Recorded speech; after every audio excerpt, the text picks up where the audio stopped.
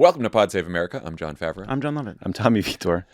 God, you did it to me. There's again. always just a little I'm something sorry. off there. I was not trying to laugh. On today's show, President Obama shows Democrats how it's done as candidates hone their closing arguments. Republicans deflect blame following a brutal attack on Speaker Pelosi's husband by a man who was radicalized by right-wing conspiracy theories.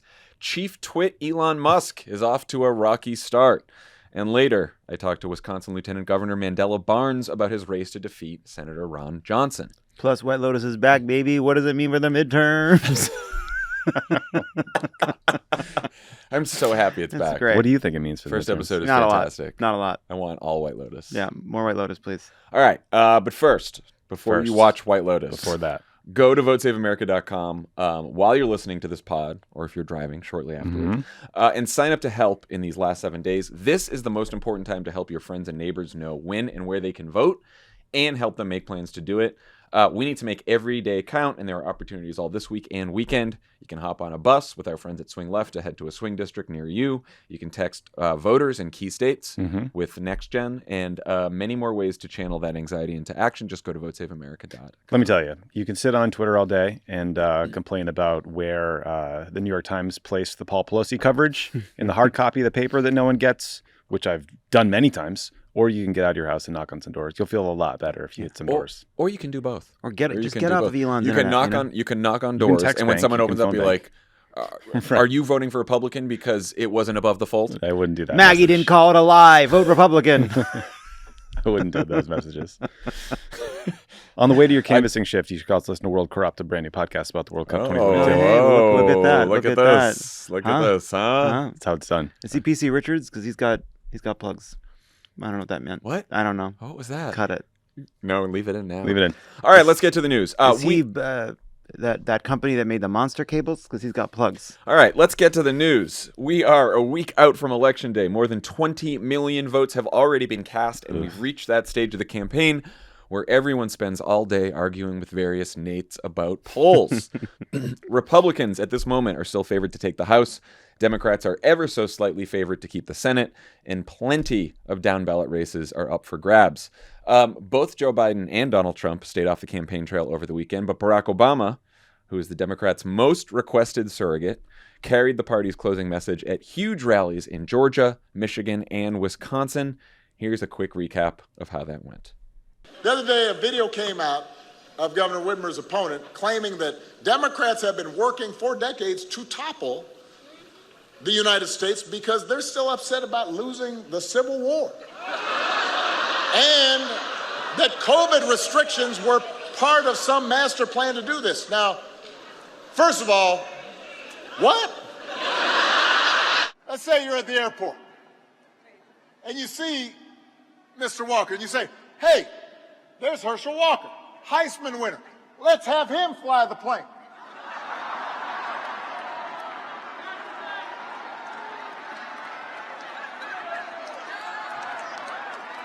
You probably wouldn't say that.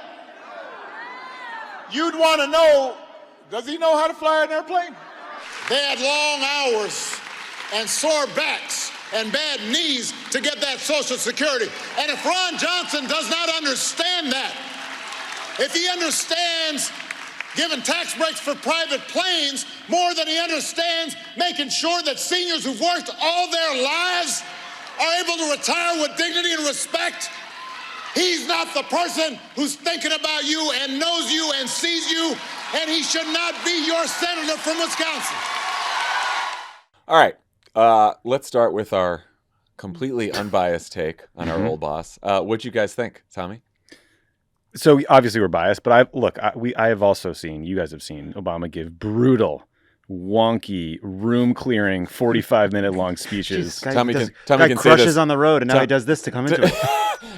Tommy can say this now that we're past the Obama era. Well, of course, and but also, even Republicans, I think, were sharing the clips of Obama's speeches for over the weekend, saying like, this guy's the generational talent, which he clearly is.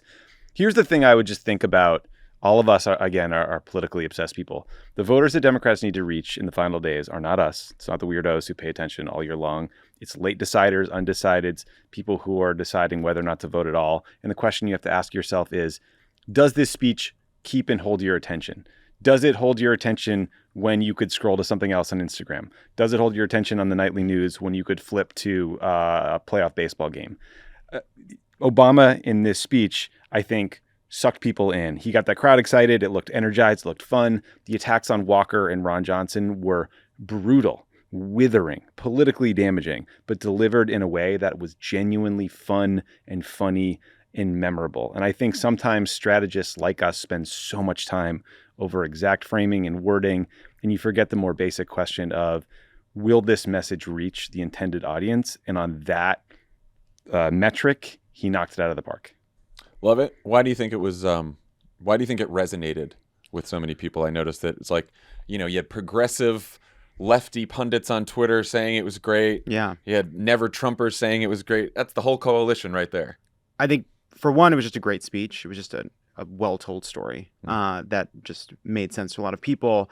But I think from like never Trumpers to independents to journalists when they're, being honest, to neolib shills to lefties, we all agree that Republicans are extreme. But how do you talk about that? What's the best way to talk about it without turning people off? And I think sometimes there's a lot of people in those camps that view Democrats as being extreme too, that there's a problem on both sides, in part because you sound a little radical when you say vote for the Democrats, or a fascistic menace that doesn't believe in democracy and is spreading lies and misinformation will take the reins of power. But it's true. I don't care if it's true. We know it's true. We know it's true. And so he manages to tell this story. Do you need to be reminded that it's true all the time, even though you know it's true? And so he managed to make Republicans seem indefensible, embarrassing, extreme, without himself seeming without high dudgeon. People don't like that stuff. With a light touch, and it makes him someone you want to be on a team with. It's not pious. There's no Grand Guignol. It's just... Wait. What was that word? I'm sorry. Grand Guignol? Is that a liqueur? Excuse me. You can tell. You told me about a fucking... Lovett didn't write that speech for him, Yeah. Oh. You can... Okay. What was that? Sorry. It's a term for a kind of bloody storytelling named after, I believe, a French theater that was famous for that kind of violent rhetoric and imagery. Got it. Cool word. Said me to Tommy, a person before we started recording, told us about his favorite kind of wine region. No, it was a funny one to say. I can't even tell the context. It'll get me in trouble. Move on, John. Anyway, I do think there's something to be said for, and you both mentioned this, the humor involved. And yes. like we did this all the time when we were with him in the White House, and he loved to do this kind of stuff, which is like, and I think it's particularly appropriate today. Like, he does not want to make people fear demagogues and conspiracy theorists. He wants to make people laugh at them, right? And that's because they want to be feared. They don't want to be laughed at, right? Like, this is the whole thing with the strong man, right? Like, they want to seem strong. By mocking them all the time, you make them seem weak. And like, I get that we are at a very precarious moment. We talk about that all the time, and these threats are real. But again, most people aren't paying as close attention to politics as we are, and the way to reach them is to just point out the obvious, which is how fucking absurd so many of these conspiracy theories are. I'm trying to think of the last time I saw a Democratic political rally that looked big and energized and exciting and fun, and it's been a long time. And part of that is the pandemic, you know what I mean? And I'm not saying this to mock Joe Biden in any way, like he had to campaign from home because there was a global pandemic, but Trump rallies obviously can end up seeming very dark and angry and scary at times, especially when they're doing the QAnon thing with the fingers up, whatever. But most of the time, the people there are there because they feel entertained. They're having a good time for whatever reason. And Donald Trump's an awful person, but he can be funny, and he tells stories, and he entertains people, and he has created a movement, the one that I don't understand, that people want to be a part of. And I think people witness that again from the Democratic side at some of those rallies. I also think he focused a lot this weekend on economic issues because that's what people are most concerned about. But he didn't just like list off poll-tested policies. Like the way, and I don't think we heard the whole thing in the clip, but the way he talked about Social Security and Medicare, about how people work their whole lives for it. He was vivid. He was vivid Calloused about it. hands. Calloused hands. Yeah. He talked about like it was more of a value statement about the economy than it was a list of policy positions. And it wasn't the kind of value statements that you hear in every single fucking speech that have now become cliche. Working hard and playing by the rules, which was fresh when Bill Clinton said it in 1992. It's not fresh anymore. Yeah. So, I think, and I also think that he tries to meet people where they are by saying, at one point in that speech, he's like, maybe you don't think democracy as important an issue as gas prices right now. That's okay. I understand. Here's why it's important, instead of chiding people for not thinking that it's is important, right? Which I think is... that's more the Twitter vibe. Right. So the White House has said that Biden's decision to avoid a lot of big rallies was intentional. They argued that having Obama and Trump on the trail in 2010 and 2018 didn't work out too well for them. What do you guys think about that? Lovett, what do you think about that? Yeah, man, totally. He's Democratic president. He was at home this weekend before the midterm elections. Whatever the explanation, it's not good. And I would say also Trump in 2018, Obama in 2010. A lot of buckle your seatbelts, post hoc ergo propter hoc. Oh my God. Because it's like, Obama went out before an absolutely devastating midterm. Do we know that Obama going out didn't help stem some losses, which were going to be devastating no matter what? We don't. Trump going out in 2018, he was a profoundly divisive and unpopular figure, even in running up into those midterms. So it's just sort of like, whatever explanation you look for, it's not a good sign that they either Joe Biden isn't being sought after in a lot of these campaigns, or they've decided he's not valuable. Whatever the reason, it's not good. I mean, a rally is a type of event. The idea that doing a lot of rallies is why we lost in 2010 or any other year, it's nonsense. It's complete nonsense. Yeah. Obama is now a former president, which means his approval rating has gone way up because he's out of the political fray. That's what happens with every president. So Obama can go anywhere he wants to campaign. Everyone wants him to come because he's popular, and that's how it works. Joe Biden has been in the political barrel for nearly 2 years now.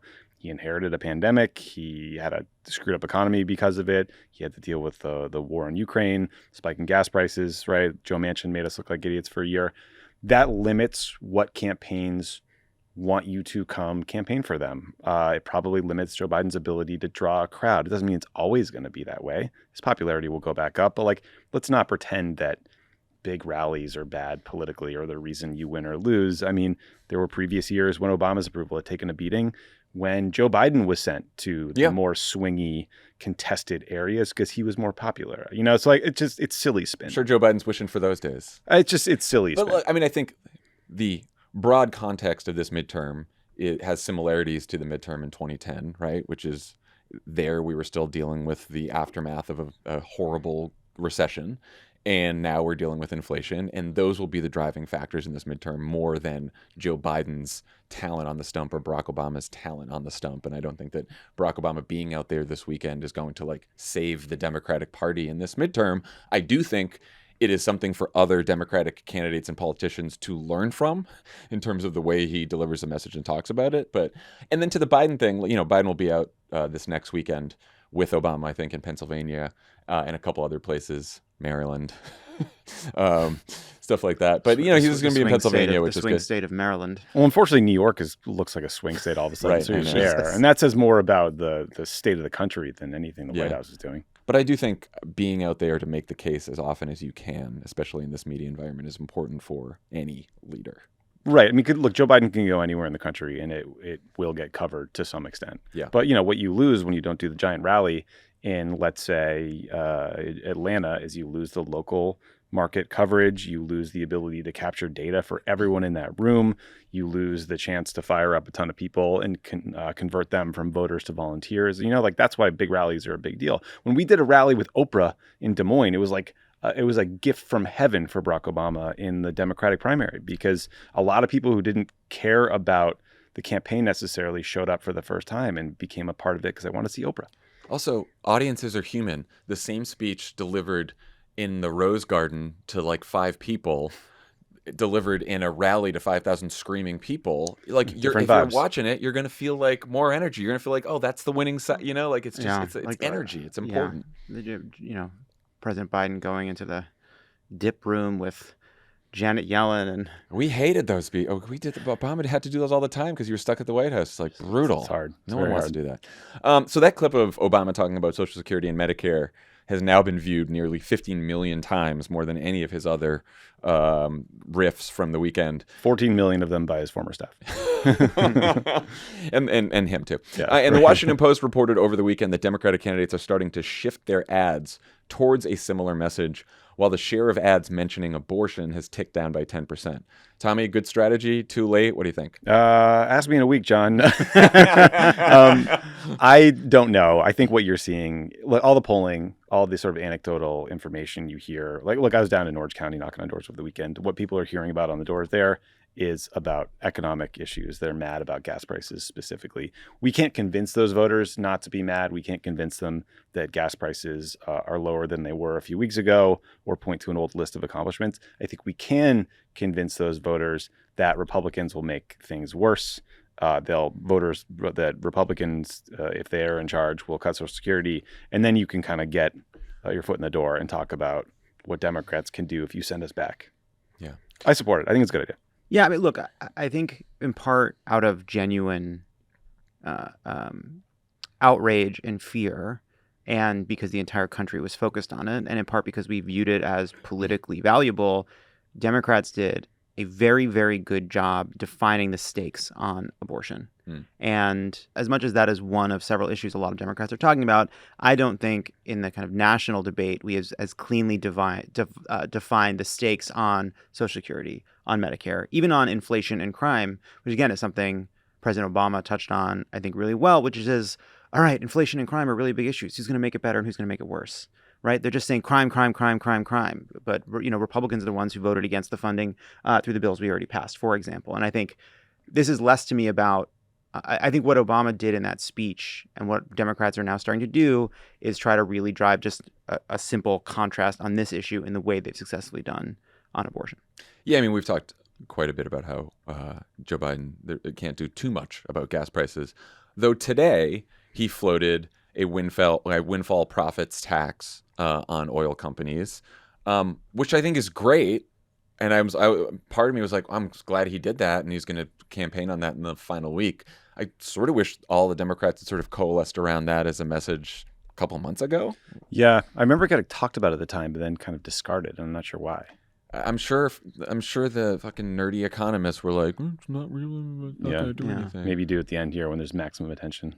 But like put the Republicans on record as being opposed to a windfall profits tax, and then you're like, they think that oil companies should profit. We don't like the higher gas prices. They're complaining about them, but they don't want to do anything about it. I just think, the other part of this is it seems like every single voter in every state is frustrated about the state of the economy and gas prices. Yeah. But where you live, the stakes for you in terms of abortion access are very different. Yeah. So if you're in California, you can vote for Prop 1, which enshrines a constitutional right to an abortion. So therefore, you are probably less concerned about sending Democrats back to Congress to preserve abortion access because you're thinking, this is your sophisticated voter, you're thinking like, we've got it covered here. Now, like there's some holes in that argument, but I do think that that's why you're seeing different strategies in different places.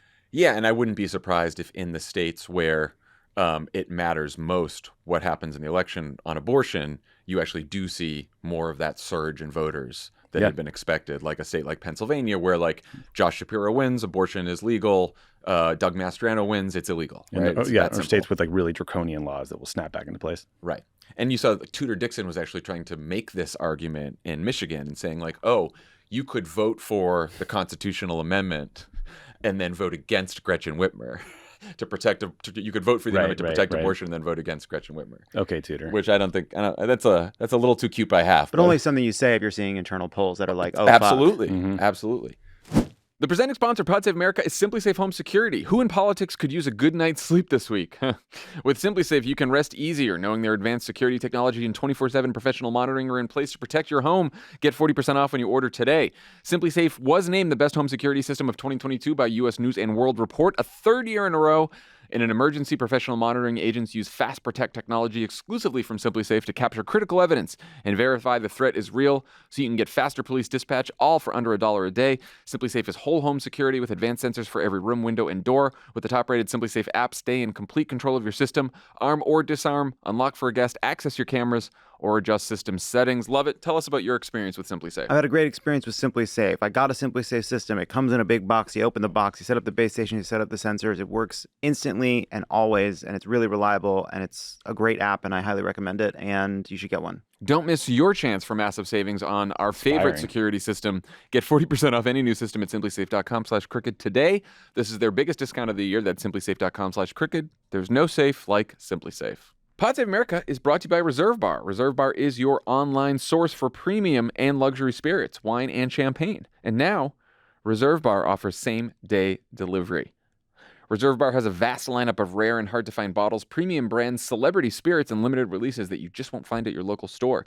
And no one does spirits gifting better than Reserve Bar.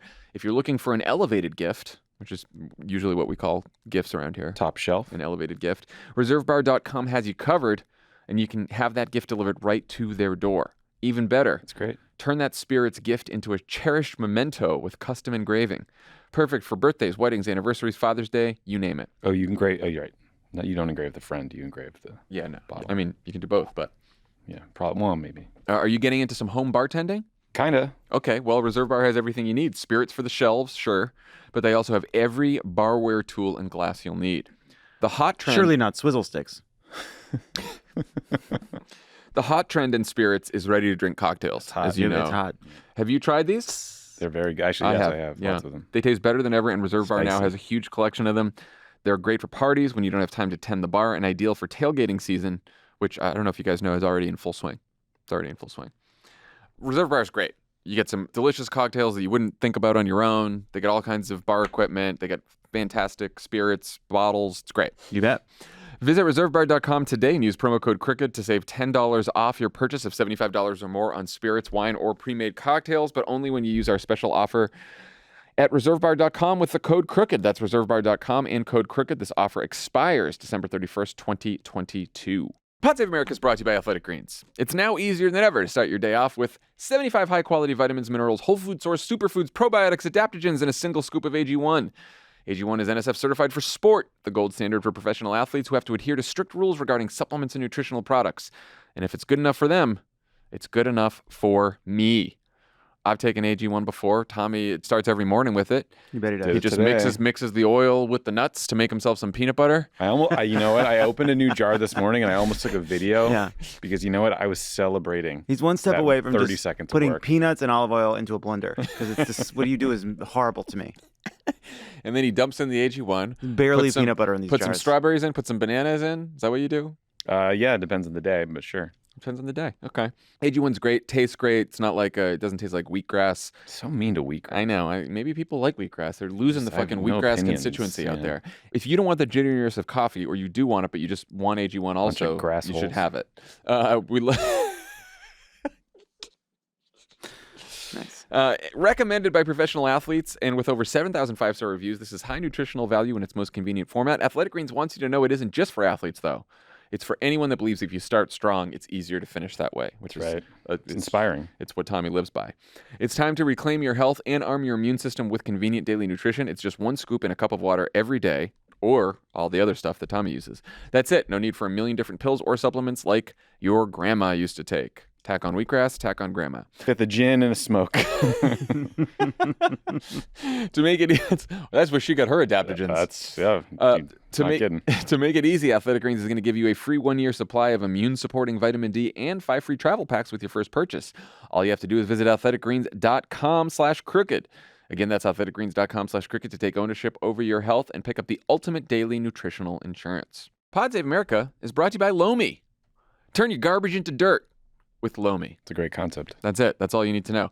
Look, we're all, you throw a lot of garbage away, you start feeling bad about it. It's like, how much waste am I producing? Turning garbage into dirt. What are we, Oppo researchers? Oh, God. Tommy laughed really hard at that. That was a really good joke. Thank you. That was a really good joke. We don't write these in advance, these just come to us. No, that was definitely not written in advance. On the fly. Anyway. Speaking of flies. If you're feeling guilty about all the all the food waste that you're creating, you get a Lomi. It allows you to turn your food scraps into dirt with the push of a button. Lomi is a countertop electric composter that turns scraps to dirt in under 4 hours. There's no smell when it runs. No smell. And it's really quiet. Thanks to Lomi, I personally have way less garbage each week. It's really easy to use. It's quiet, doesn't smell, makes you feel better. And then you put the dirt in your backyard, in your garden. There you go. And there you go. You're growing stuff. If you want to start making a positive environmental impact or just make cleanup after dinner that much easier, Lomi is perfect for you. Head to lomi.com/crooked and use the promo code crooked to get $50 off your Lomi. That's $50 off when you head to lomi.com/crooked and use promo code crooked at checkout. Food waste is gross. Lomi is your solution. You'll want to move quickly as they're over 80% sold out for October. So the other big issue hanging over the campaign in the final days is the threat to democracy posed by extremists. We all got a horrifying reminder of how real that is after Paul Pelosi was brutally assaulted with a hammer in his own San Francisco home by a man carrying zip ties and duct tape who was shouting, "Where is Nancy?" The attacker had posted all kinds of crazy right-wing theories on Facebook, as one does. Here's a Fox News report on the attack that has been brilliantly annotated with Tucker Carlson segments by Kat Abu from Media Matters. Social media posts included transphobic images. All these nations preparing for World War trans. Linked to websites claiming COVID vaccines were deadly. Is it possible that the vaccine actually can hurt you, especially if you keep getting boosted? Can it weaken your immune system? The death rates being promoted are whatever they want to be promoted, as the death rate one post said. So is it possible that the CDC has been classifying those deaths from old age or other factors, as coronavirus deaths? Also posted links to YouTube videos with titles like Democrat Farce Commission to Investigate January 6th. It's a farce. It's a complete farce. Global elites plan to take control of your money. They're hiring another 87,000 armed IRS agents just to make sure that you obey. Got it? Got it? Is it clear? So it looks like we've potentially have somebody here who embraces conspiracy theories. Yeah, potentially.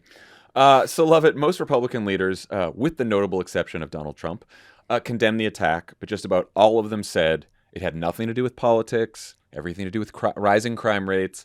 How, if at all, do you think Democratic candidates, officials should be talking about this, should respond to this? Yeah, so first of all, they all rush to get those kinds of statements out there because now today we get the kind of information from the police where he says he was looking for Nancy Pelosi. Yeah, the FBI report. Yeah, that walking through basically, that this is tracks with the conspiracy theories he posted online. It was a targeted attack against Nancy Pelosi to send a message to other members of Congress. That's very clear. Obviously,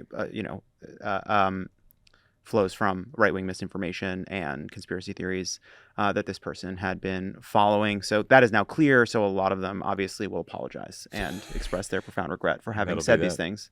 So that'll be that. They'll all on take that down front. the tweets. They'll all take down the tweets. Yeah. I think Republicans are extreme. They are embracing extreme and fringe politics and rhetoric. They are embracing extreme and fringe policies. And this is all of a piece. They are trying to scare people. They are trying to incite people. They're doing it for votes.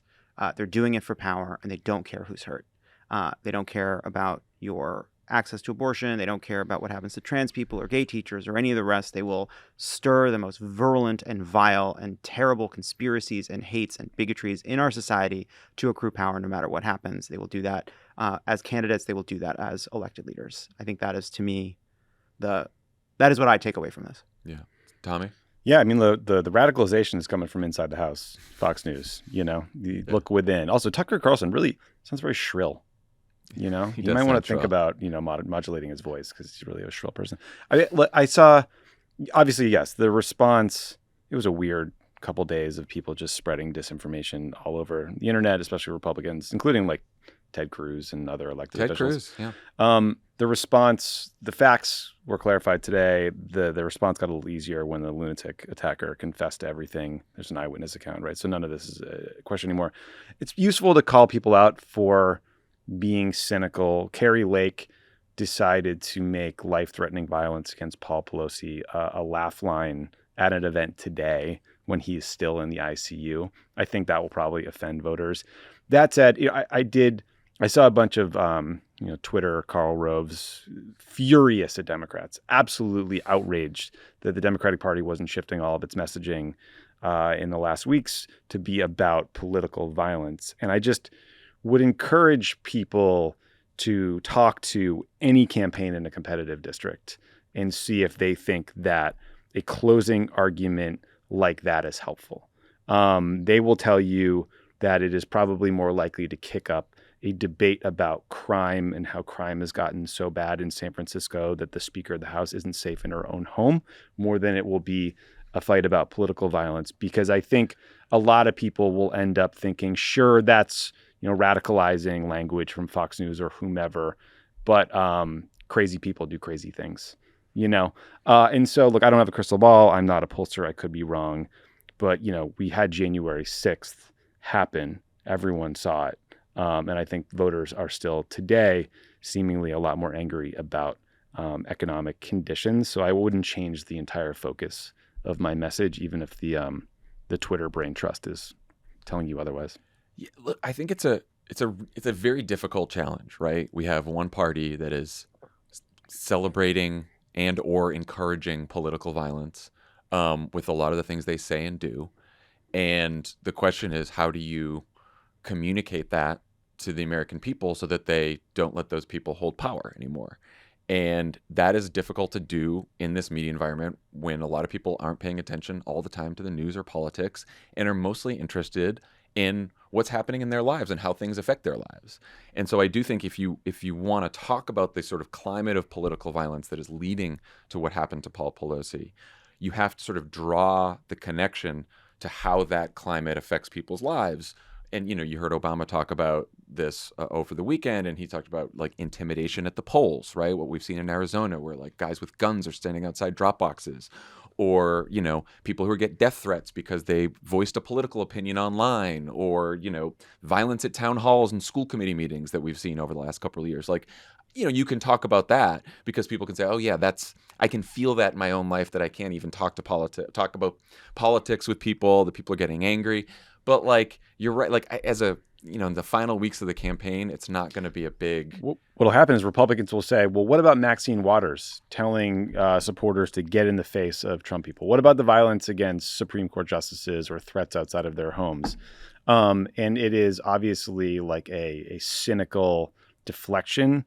But again, it will just, I think, kick up a conversation about crime, which is not the footing we really need to be on right now. I do think one thing you see in poll after poll, like there's no message that tends to draw more approval than one that says we need to bring down the temperature. We need to deal with the divisive rhetoric. And I think you see a lot of, if you go back and look at the statements after Steve Scalise was shot, or you go back and look at other Democratic statements in the event of threats that have come towards Republicans, they're unequivocal, unlike the Republican politicians who all say, but what happened here, and crime and all the rest. Like Democrats, always doing the right thing, come hell or high water, I suppose, say we have to all do better, we have to turn down the rhetoric and make things. And I think that is probably another piece of this that's a valuable thing to say in the closing days of the campaign. People want to hear that. It annoys people on Twitter. They say, point out who it is, name names. But I think most voters just want to hear that kind of message, which is everyone needs to tone it down. One other note about this, Tommy pointed to the moment where Carrie Lake made a joke about it. We should just play the clip. Let's play the clip now. It is not impossible to protect our kids at school. They act like it is. Nancy Pelosi, well, she's got protection when she's in D.C. Apparently her house doesn't have a lot of protection. To me, the thing that's important about that is not just that she made that heinous joke.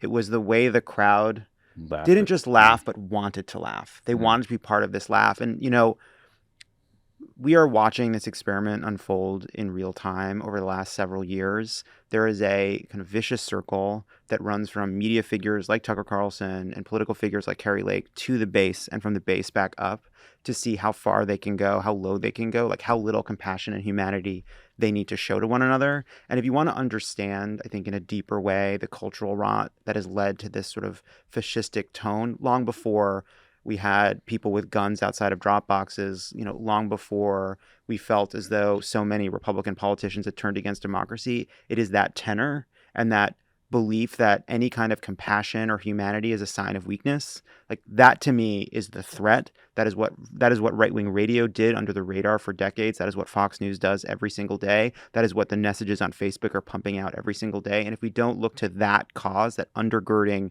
sort of inhumanity that's being pumped out every single day, this will just keep getting worse. But to Tommy's point about most people wanting to tone things down, I think the only way to defeat that is not by being that. No. And this is where I think there becomes like a fight within our own party, because they're like, well, we should be like that at rallies and mocking them. And no, we shouldn't, actually. Not because that's the moral high ground, but because like if you are just from a pure political perspective, if you want to sort of bring people into this movement, then like you can't do it with stirring up fear and anger and bullshit. That works on them. That doesn't work on our side. And ironically, I think sometimes people view what you just said as a kind of weakness or capitulation. It's like the Michelle Obama thing. When they go low, we go high. But it's like it's actually, I think, a recognition of what we're actually seeing on their side, because they won't be chastened, they won't be convinced, they won't be made to feel shamed into not being this way. They have to be defeated. Yes. And the way you defeat them is not by saying the things that always feel the best in the moment to the people paying attention all the time. It is finding the best argument to reach the most people, to build the broadest coalition wherever we have to beat them. That may not happen in these midterms, but that's what we have to do every single day. So one of the people that was spreading a complete lunatic conspiracy theory about Paul Pelosi was new Twitter owner Elon Musk. Shared it on his platform and then later deleted the tweet, but not before it was seen and shared hundreds of thousands of times. Doesn't bode well for the future of Twitter, does it? How bad do you guys think Twitter will get under Elon's reign? I mean, the guy, he's just a troll. You know, I don't subscribe to the belief like, oh, he's so stupid, he's actually a moron, he's bad at business. No, he's like a brilliant engineer, and SpaceX and Tesla are incredible companies. But the problem with Twitter has to do with human nature. It's politics. And like, Elon doesn't have the highest EQ, it doesn't seem. And he's surrounded by this coterie of little suck-ups who kiss his ass and think they are victims, and that cancel culture is the worst thing in the world, because those are the things you cry about when you're only a 100 millionaire and not a billionaire, right? Like, that's who these people are. And so what I like, Elon is the guy, he's showing up a decade late to an impossibly difficult technology and like social engineering experiment that we call social media. And he is offering ideas that are the equivalent of, have you tried turning it on and turning it back on? You know, and it's like, he is just, he's in trouble. This is a huge risk. He's massively overpaid for this company. He paid $44 billion. He probably could have got it for half that. They took on $13 billion worth of debt. The yearly interest payment will be about $1 billion to service that debt. And last year, the company's operations generated $630 million in cash flow. So I'm no math major, but that doesn't check out. When the service on the debt is more than your revenue, it's going to be tough. So they're going to have to make a lot of cuts or make a lot more money. That's why we're hearing about cutting half the workforce. There's no chance that makes moderation better or a more fun place to be. But like, you know, at the end of the day, Twitter's value is the people that use it. It's not some groundbreaking technology. It's like micro blogging, and he could easily destroy this very, very lame chat room that he now owns.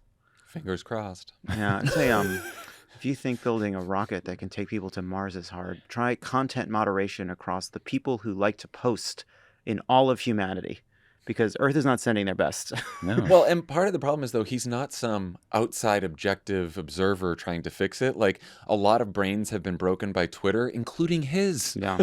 Especially his. He's a troll. He likes the clout. He tweets something and he sees a bunch of bots and he thinks there's a bots problem, right? Like, the guy is not. He's responding to a guy named Cat Turd. He's responding to a guy named Cat Turd. He's searching his own name in the Twitter Slack. He's posting memes. He's thinking something from the fucking Santa Monica Observer is a real story. Like, he's not.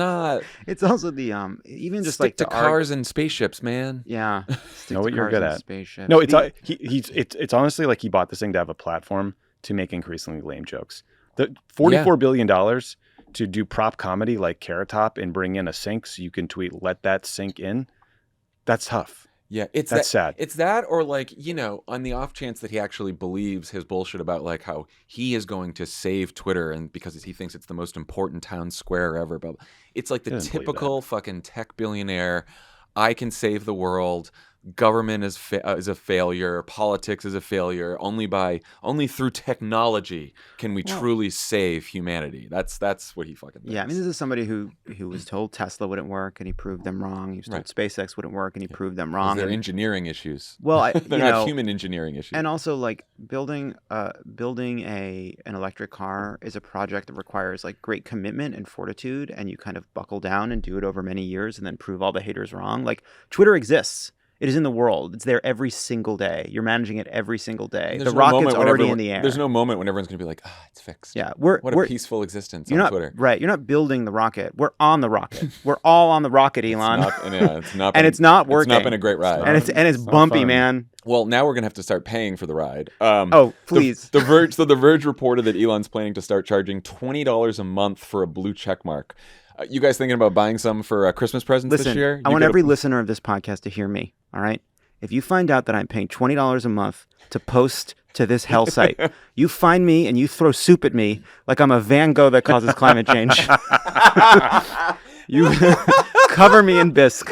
I just shouldn't deserve to walk bisque free after that. So no funny. fucking way. Is the question I have is paying for, what do you get for this? Do you literally just Tommy, get what a don't you little get? blue check? No, but like I know I should have looked at this beforehand, but Twitter you're signing up for Twitter Blue, which is a current service What is now. that? It's like After Dark. It's a special VIP service. I think you Okay. can like edit tweets with it now because I've seen some. Really? That's anyway. the value prop. Anyway, These are, I think like, there's a you can The champagne search- room. Well, no, you know, I think in the early days of verification, you could, sort by only verified Right, responses, right. or you had a little more like sort of filtering of garbage responses. If that doesn't go away, like I'm not paying $20 a month for a little blue check. Who cares? The original point of verification is to verify people so that you could know who you were really talking to and that the account really belongs to that person. Where Twitter fucked up is everyone should have had the opportunity to be verified because that would have helped make sure that everyone on the platform is real. It should never have turned into some stupid fucking status symbol. And it certainly shouldn't be only available to people who can pay $240 a year for it. That's fucking nuts. Yeah. But even putting like all of this is like it's all confusing. A couple different things. Like one is, how do you build a platform like this that people actually want to participate in and that makes money and that has a business model, whatever? And that's Elon's problem to fix, I suppose. But it actually reminds me, the other problem is he sort of combined buying Twitter because he thinks it can be a valuable platform, and he's made it all about these free speech issues. But like it actually reminds me a little bit of the kind of the fear about deepfakes.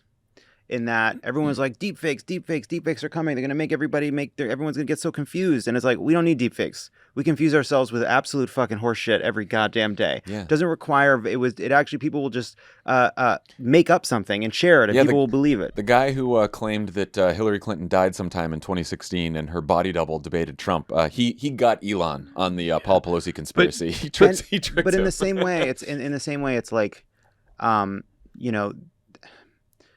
what would make Twitter a nice place to be again? It's not just removing the most obvious and heinous misinformation and falsehood. It's also that it's a fucking fetid swamp, even if every single thing on the platform passes some kind of a truth test. It's a mean-spirited and vicious and negative and scolding and harsh place. And content moderation can change that. There's a deeper problem at the way we communicate one another that Elon Musk is not going to crack.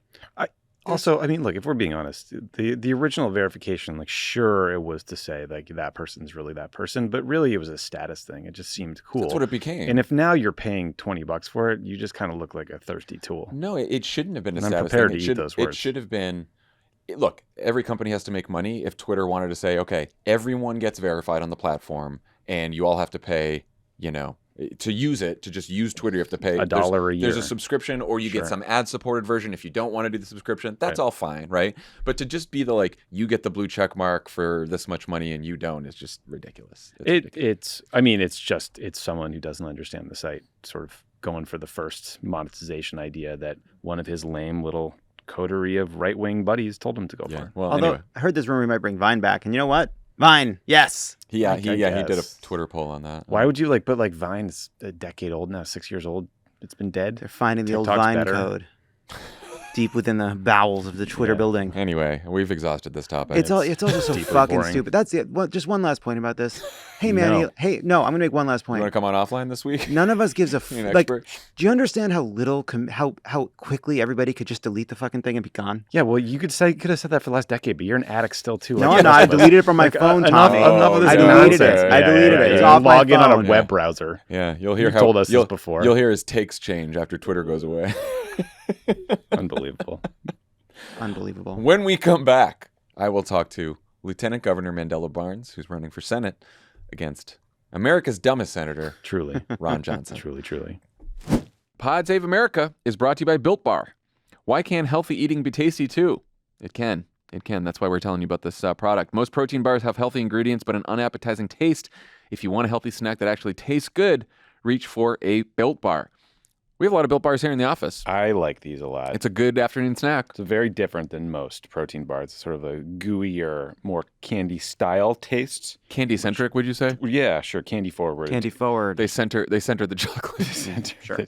It tricks your brain into thinking you're having something delicious and bad for you, when in fact it's probably good for you. They're covered in 100% real chocolate. 100%. Built is always creating their next greatest flavor. They have incredible options like mint brownie, coconut, salted caramel, cookies and cream, churro, and banana cream pie. Churro? Yeah, I kind of want one of those. The list goes on and on. Built bars are high protein, low calorie, low sugar, and low carb. Most Built bars contain 130 calories, 4 grams of sugar, 4 net carbs, and 17 grams of protein. Compare that to a candy bar, which usually has around 240 calories, 30 grams of sugar, and dozens of net carbs. Unfortunately, those are also all over the office right now. I know. Halloween, man. Gotta go for those Built bars instead. And Built Bar does usually taste better than candy bars. You're not gonna believe they're healthy. They're really You're not gonna believe it. You're not gonna believe it. You're gonna say, guys, what are you talking about? Built.com has all your favorites: peanut butter brownie, coconut almond, raspberry, so many more. Try a mix box to get some variety. They're all delicious, and new flavors are coming out all the time. You can find them at Built.com. You can eat healthy and actually enjoy doing it. Go to Built.com and get a special code for friends of the pod so you can get 15% off your order. Use promo code Crooked. That's Built.com, promo code Crooked. Pod Save America is brought to you by Policy Genius. Did you know life insurance through your workplace may not offer enough protection for your family's needs? Uh-oh. I know. Policy Genius gives you a smarter way to find and buy the right coverage. Policy Genius was built to modernize the life insurance industry. Their technology makes it easy to compare life insurance quotes from top companies like AIG and Prudential in just a few clicks to find your lowest price. With Policy Genius, you can find life insurance policies that start at just $17 per month for $500,000 of coverage. And Policy Genius has licensed agents who can help you find options that offer coverage in as little as a week. And you can avoid unnecessary medical exams. No one likes those. No. They're not incentivized to recommend one insurer over another, so you can trust their guidance. There are no added fees, and your personal info is private. No wonder Policy Genius has thousands of 5-star reviews on Google and Trustpilot. No wonder. Your loved ones deserve a financial safety net. You deserve a smarter way to find and buy it. Head to policygenius.com or click the link in the description to get your free life insurance quotes and see how much you can save. That's policygenius.com. Pod Save America is brought to you by MindBloom. The struggles we face with our mental health can loom large over our lives. True. Maybe yours. Maybe someone you love. You've tried everything, or have you? MindBloom is the solution for the next chapter in mental health and well-being. MindBloom is the leader in at-home ketamine therapy, offering a combination of science-backed medicine with clinician and guide support for people looking to improve their mental health and well-being. MindBloom connects patients to licensed psychiatric clinicians to help them achieve better outcomes with lower costs, greater convenience, and an artfully crafted experience. To begin, take MindBloom's online assessment and schedule a video consult with a licensed clinician to determine if MindBloom is right for you. If approved, you'll discuss your health history and goals for mental health treatment with your clinician to tailor your MindBloom regimen. After only 2 sessions, 87% of MindBloom clients reported improvements in depression and 85% reported improvements in anxiety. Right now, MindBloom is offering our listeners $100 off your first 6-session program. When you sign up at mindbloom.com/crooked and use promo code crooked at checkout, go to mindbloom.com/crooked, promo code crooked for $100 off your first 6-session program today. That's mindbloom.com/crooked, promo code crooked. With just a week until the midterms, Wisconsin is once again one of the most important battleground states and one of the best chances for Democrats to pick up a Senate seat. Here to talk about his campaign to defeat Ron Johnson, Lieutenant Governor Mandela Barnes. Welcome back to the pod.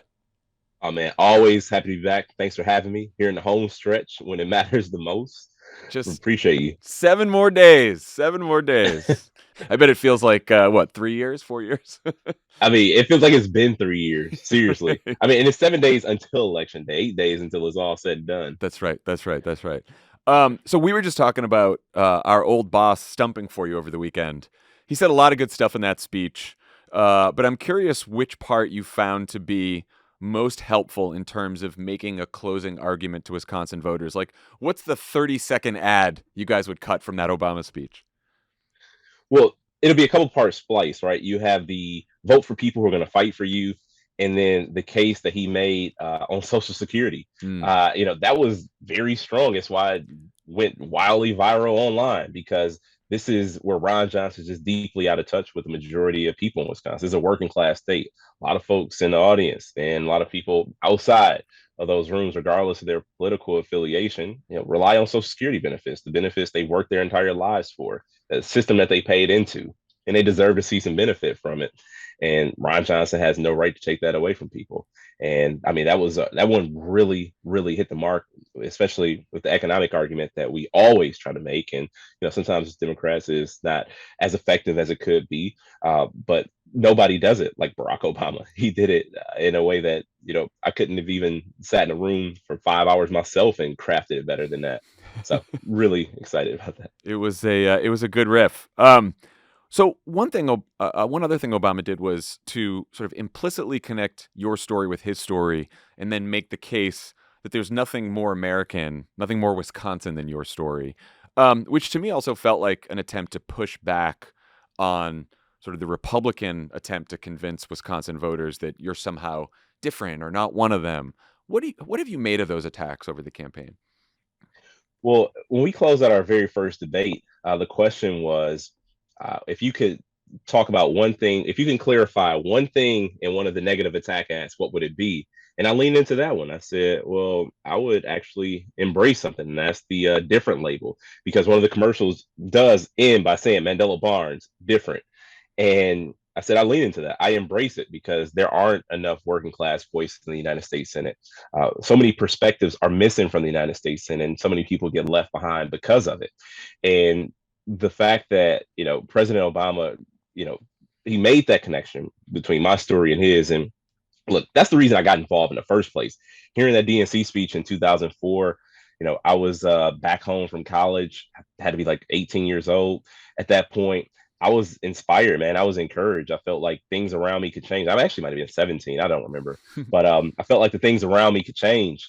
And it was because of that speech that I ended up on this path. 2008, I rushed to become an organizer. Right after college was done, I was a field organizer on a house race, and I just wanted a taste for it.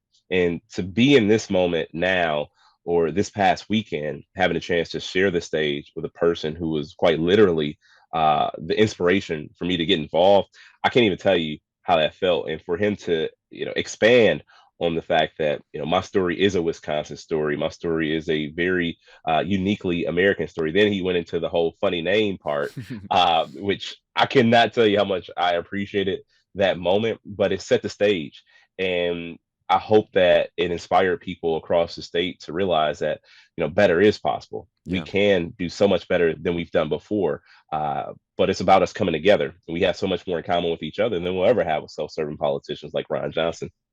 Ron Johnson's obviously given you a lot to work with in this campaign. When you're talking to voters, you mentioned Social Security. Is there another piece of information or a couple pieces of information that's like most likely to cause someone who's undecided to say, you know what, good point, that Ron Johnson guy, not for me anymore?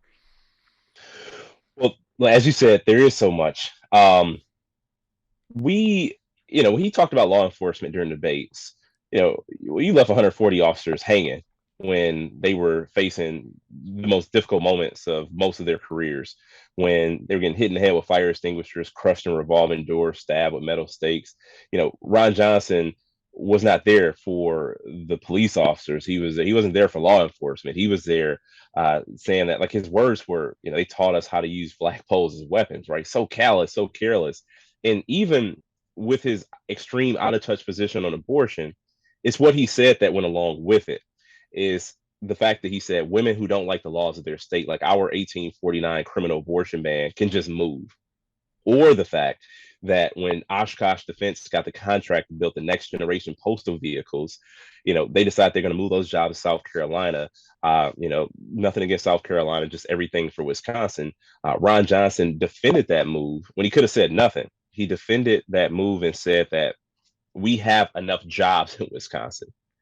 It is just out of touch. This is a person who truly just has no clue what's going on in the state, what people are looking for. And it feels as if he has no desire to. He feels like he's given up on us. And so it's not always the position that he takes, it's his response that makes things even worse, that shows how little he truly cares. It shows his contempt for working people. So much of this campaign has been about, you defending your record or talking about Johnson's record or Johnson's plan. So I'm sure there's, a lot of voters out there who haven't heard, enough about what you want to do if you're elected. What's the first policy or bill you would introduce as senator? Well, I'll tell you, it's about rebuilding middle class. Wisconsin's a working class state. The industrial Midwest has lost so much over the generations. Now, my granddad moved to Milwaukee after serving in World War II. He got a job as a union steel worker in a factory that he walked in one day and walked out 35 years later.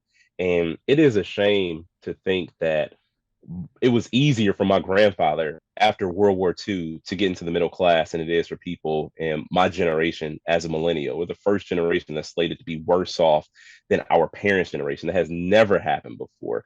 And it will only get worse as long as we have people in office who say things like, we have enough jobs in a state, or even go so far as to say, why build things here in America when we can build them in China for dirt cheap? Another Ron Johnson classic quote.